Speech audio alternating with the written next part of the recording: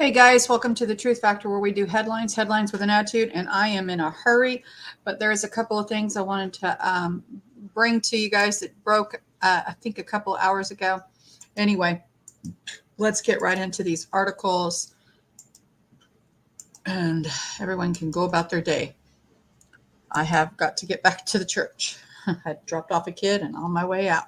Okay, so this here is a news bulletin from Hal Turner, and it says at 2:49, December 16th, Star Konstantinba in Ukraine, a Russian aerospace force has struck a NATO operations center with a Kinzhal hypersonic missile. Russian forces report and confirm the destruction of NATO operations center in Star Konstantinov, Ukraine, by a Kinzhal hypersonic missile strike. Initial report says Ukrainians suffered 28 casualties and NATO lost at least 12 officers. The Ukrainian forces have given no statement and have disabled communication in the region to prevent information from getting out. They're too late.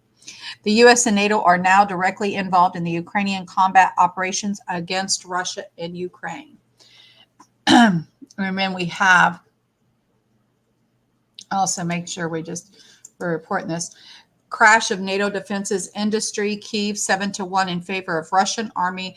The ratio in drones, Lancet and FPV, Reap infantry tanks, and Tama. I don't think anybody's shocked here, guys. I mean, we've been reading the headlines for a while now. I think there's been other things that have also reported NATO's involvement, but hey. The Russian army currently has no overwhelming superiority in drones and ammunition on the fronts of Ukraine, according to the revealing data and statements of Ukrainian officers. The Ukrainians point out that the ratio in drones between Russia and Ukraine's army is currently 5-7 to 1 in favor of Moscow. In fact, of some fronts, the Ukrainians themselves describe an absolute nightmarish scenario. Ukrainian soldiers do not dare to raise their heads from the trenches. Immediately, the Russians take off kamikaze drones and launch attacks. The number is incredible for a Russian army that a year ago did not have its arsenal of drones, and yet within 1 year, he managed to surpass the defense industries of the entire West and NATO. Iran's help has also contributed to this. Even the Shahad 136 Goran to the Russians have taken over and now gone so far as to put thermal cameras, a new navigation system with greater resistance to electronic interference, and new engines, dramatically increasing range, speed, and weapon load. One thing is certain, that the Russian defense industry has put into practice what the Russian leadership demanded: a drone for every Ukrainian soldier. More specifically, for every Ukrainian drone in the special military operations zone, there are 7 Russian drones. In the frontline priority areas, we have this ratio: one of our drones for every 5 to 7 enemy drones. Federico said Russia has up to 7 times more FPV drones than Ukraine and has become adept to using civilian drones for military use. The enemy has a privilege of working consistently. He flies the FPV drones in our operational space and looks for a target to hit. We don't look that way right now.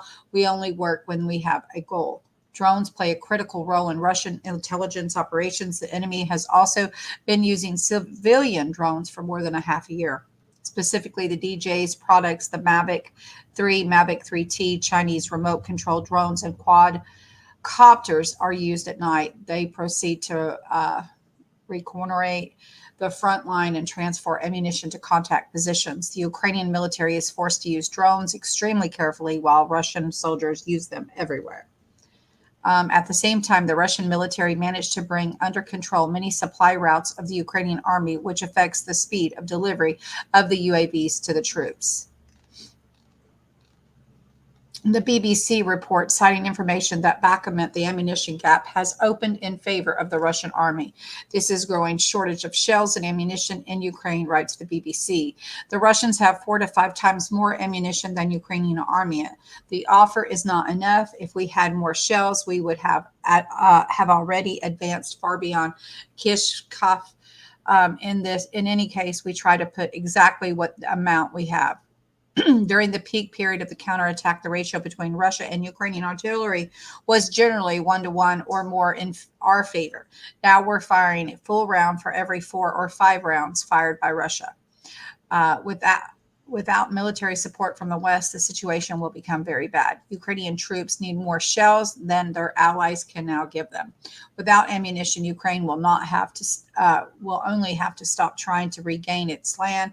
It will not be able to stop Russians' attack and may ultimately lose the war, the article says. Well,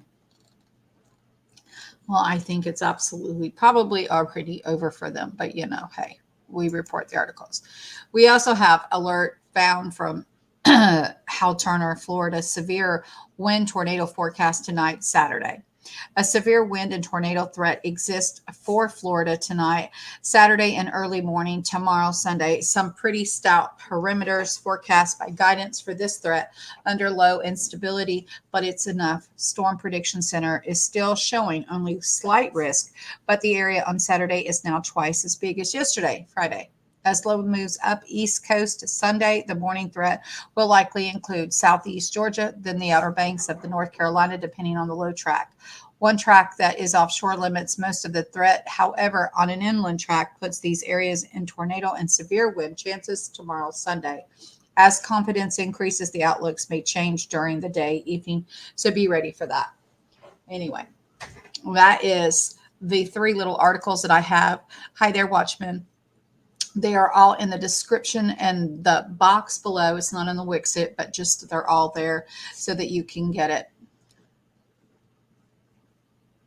Yeah, they are going to have a shark. They are indeed, aren't they?